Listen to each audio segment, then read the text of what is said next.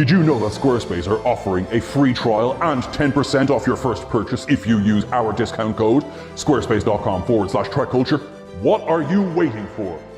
Sometimes a good death scene can be the highlight of an actor's showreel, as it can give them so much range to display a potential casting to a director. And today, we're going to talk about Star Trek deaths. Oh, but things are not simple when it comes to death in Star Trek. Some people just die. Some are brought back simply to meet a body count. Some don't get to do anything other than stand there and grimace in pain. And others probably shouldn't have tried to walk around that angry oil person. Should they, Tasha? All right, we'll get to that in a bit. But hey, it's the final frontier. What are you gonna do, eh? Fate is a funny thing in film and television, and with it so often being decided with moments to spare, death can come at any time. I am Marcus Bronzy. We are TrekCulture, and here are 10 Star Trek characters who did not in any way deserve their fate. Number 10, Trip Tucker. Is there anyone out there who was satisfied with Charles Trip Tucker's fate in These Are the Voyages? If there is, then send them some genuine respect. But not from me, though, because I do not agree. I think Trip is alive. Ugh. Anyway, sorry, I shouldn't be yucking someone's yum, as the old school like to say. If Trip was to meet his maker, no matter what the ending that Star Trek Enterprise received, then perhaps it is safest to say that surely he deserved a stronger exit than the one he received. While it certainly was heroic, saving both Archer and the ship itself, it also felt rushed and so forced. Plus, there was the knowledge that we knew that the show was going to be cancelled, so clearly it was added for shock value. The extended universe of novels, however, sees Trip faking his death and working with Section 31. Whilst that's vaguely satisfying on some levels, mainly that it means he's still alive, it means that it's born from a position of necessity. And then again, anyway, the inclusion of their refit NX-01 in Star Trek Picard may suggest an Elseworlds tint to Trip's exit, and both Strange New Worlds and Lower Decks are certainly in a position to retcon the exit. Help us, Stream Trek. You are our only hope. Number 9, Tasha Yar. Denise Crosby's name was in the main credits. This was Star Trek. It was the 80s. Surely they're not going to off one of their lead characters before the debut year season had even wrapped, right? Wrong. Now this one had as much to do with Crosby's frustrations as anything. Quickly tiring of the lack of action for Yar, Crosby asked to be released from her contract so that she could pursue other opportunities. Jean then took the chance to truly startle the audience by killing her character off. This could have been done in a way that felt earned or important. However, in one of the most pathetic deaths in this franchise, Yar is tossed aside by an oil slick named Armus and then dies on the operating table. It was totally unexpected, thus achieving the shock value that Roddenberry was looking for, but at what cost? Thankfully, Tasha was given another chance to go out on a stronger note in the 3rd season episode Yesterday's Enterprise, but Skin of Evil is a real stain, an oily stain should I say, on the legacy of her character. Its long-term impact did serve to offer Worf more to do, and I do like that, but maybe that could have been achieved in another way. Yar's death in season 1 is a damp squib of an ending, even with that touching memorial on the holodeck. Number 8,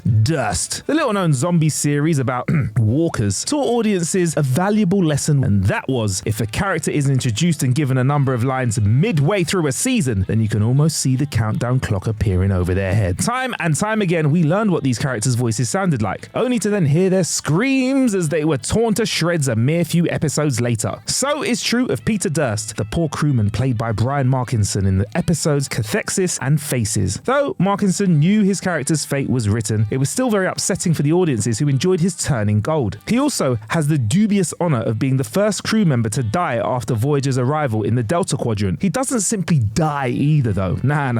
This poor sod has his face removed and grafted onto a captor, a mad Vidian doctor. This was not simply for the man's continued survival, but rather as part of an ill-fated attempt to make B'Elanna Torres fall in love with him. Hard pass, sir. Hard pass. Number 7, David Marcus. David Marcus, nice second name there, mate, is a particularly tragic case in this list. He was introduced in The Wrath of Khan as Admiral Kirk's hitherto unseen son, working alongside Dr. Carol Marcus aboard Regular One. Their experiments on Project Genesis were unfortunately of interest to the mad Khan Noonien Singh and resulted in the creation of the Genesis planet, though not without significant cost. David's true fate arrives in the search for Spock, a scouting mission on the Genesis planet that goes awry. stranding Marcus and Savik, along with a revived Spock on the rapidly crumbling world. The Klingons are now searching for the secrets of this terrible weapon, despite the fact they needn't have bothered because Genesis didn't actually work. In David's haste to see results, he included proto-matter in the Genesis matrix. Despite promising early results, it led to the breakdown of anything the project created. His crime, as it were, led to the deaths of the crew of the USS Grissom, as well as the capture of his trio. But did he deserve to die, really? He wasn't to know the effect of his machinations, nor that it would be created before final testing. Number 6, Hosi Sato. Sato was an inspiration to officers like Uhura, as evidenced in Those Old Scientists. Seeing the ensign positively geek out over her linguistic skills is a joy to watch, especially as one has heard much about their officer since Star Trek Enterprise went off the air. By the close of These Are the Voyages, Sato is very much alive and celebrating the birth of the Federation with the rest of the remaining crew of the NX-01. Now, this seems like a rosy ending for the character, who may or may not have hung up her Starfleet uniform from that point, choosing to enjoy the quiet life over the final frontier. In fact, she did eventually retire from Starfleet and moved with her family to Tarsus 4. However, when a fungus destroyed much of the colony's food supply, the Thanos-like governor Kodos, the Executioner, ordered the deaths of many of the planet's inhabitants, including Hoshi and her family. It must be stressed that information was gleaned from Sato's biography in the USS Defiant, appearing in the episode A Mirror Darkly Part 2. It must also be stressed that the panel describing this doesn't appear in the final cut of the episode. So bearing that in mind, we choose here at TrekCulture to simply think that this is one of the many ways that she may have died, though our dream of her passing away in bed, having written every alien dictionary in the Milky Way galaxy, is just as valid. Number 5, Ro Laren. Oh no, Ro! Say it ain't so! Ro Laren was one of the better recurring characters introduced in The Next Generation because she was gruff and she didn't blindly follow orders. Originally tapped as a replacement for Will Wheaton's Wesley Crusher, her strong introduction unfortunately wasn't followed through with enough decent episodes, and she began to appear less frequently, although Conundrum, Rascals, and Preemptive Strike are truly enjoyable. The latter episode sets up her return in Imposters. That scene between Ro and Picard on the holodeck, 30 years in the making it was, with both Michelle Forbes and Patrick Stewart nailing the reunion because it's given the space it requires, explaining the betrayal they both felt and the catharsis they left with. It's so beautiful. But much has been said about the character's exit in Star Trek Picard because she's tricked into piloting her shuttle directly into the nacelle of the USS Intrepid by changelings, thus giving the Titan A time to escape. Why? It was later revealed that Forbes was only available for a short filming stint, but was it really necessary to slam the door on her arc so definitively? Number 4, Jazia Dax. Now let's get this straight, alright? There is not now, nor shall there ever be, hate towards Ezri Dax. She came into Deep Space Nine in the final season. She stood up against the characters who had been with the station since the beginning. Our biggest gripe is the need for her to be there. Jazia Dax is killed off in the final episode of the show's 6th season, Tears of the Prophets, and it's completely shocking and upsetting. A possessed Golden Cat kills her simply because she was in his way. Though there aren't really many nice ways to go, this felt distinctly unbecoming of a main character of 6 years. The story behind the scenes is fairly well known by now. Terry Farrell was exhausted after 5 years of incredibly long filming hours and sessions, as well as being frustrated by the lack of opportunities due to Star Trek's demanding schedule. She'd asked to be reduced to a recurring role for the 7th season. She was instead issued an ultimatum, all or nothing. She opted for nothing, leading to this rough demise. What's worse is that it was then reported that she refused to grant the license for her image to be used in What You Leave Behind, something Farrell has vehemently denied. This cast a shadow over the character that felt truly undeserved, something that thankfully is being cleared up, even if it has taken 2 decades for that to happen. Number 3, hmer. Oh, hmer. Hmer, we hardly knew you. The first Hanar character to be introduced after Star Trek Enterprise. This lieutenant was the chief of engineering in the first season of Strange New Worlds. He was crucial in Uhura's early development in her career, helping her to adapt to the ever-changing responsibilities of an officer. His lessons were so memorable that even after his departure, he remained a critical part of Uhura's training, yet it was the Enterprise's first encounter with the Gorn that sealed his doom. Now these Gorn, an intelligent reptilian species, not to be confused with the Xindi reptilians who were far more chilled at this point. Well, these guys had infested the downed USS Peregrine. Although the Enterprise away team weren't to know this, they were also unaware that the Gorn reproduced by infecting other species with their eggs, xenomorph style, but minus the face-hugging vibes, alright? These eggs that were put inside you would then hatch and the host would be torn to pieces. Nice. Hemmer, who the audience had come to love for his grumbling yet kind nature, became the last victim of these monsters souls in all those who wander. Though he's able to choose his own method of exit from the moment of infection, there is no doubt of his fate. Thankfully, Bruce Horak would return the following season to teach us all the merits of K-pop. Number 2, Joe Carey. This one just hurts, man. Poor Lieutenant Joe.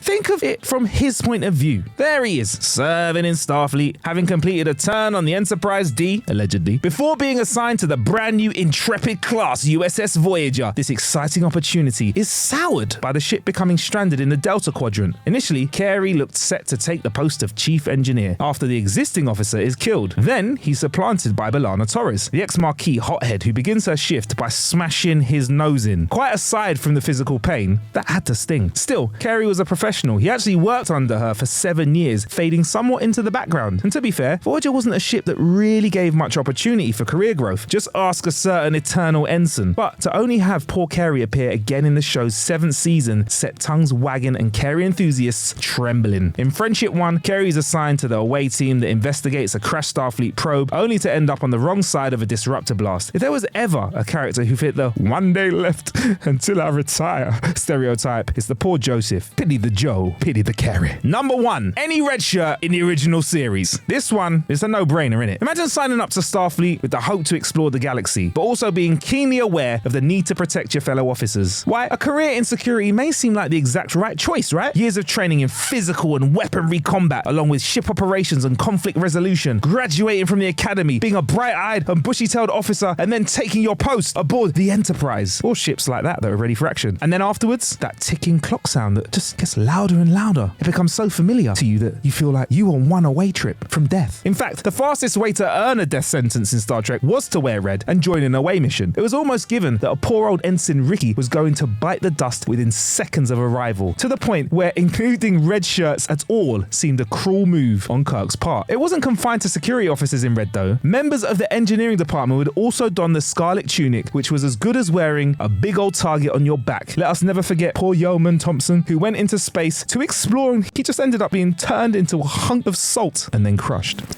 Hello, I'm Duncan Rillick, no relation, and my friend Sean Blass has been rushed to Starfleet Medical, so he's asked me to tell you about Squarespace. Squarespace allows you to build your own fantastic website, like he did for GTN. Its state-of-the-art template designer allows you to build what works best for you. Anyone can use it, even people like me, who may not be the sharpest typo in the spanner box. If you would like to try this deal, you should go to squarespace.com/TrekCulture and you get 10% off your first purchase. Cheap. When you go, tell them Rillick sent you. No relation. Good luck, Sean Blass. Hope everything goes okay with the toenail.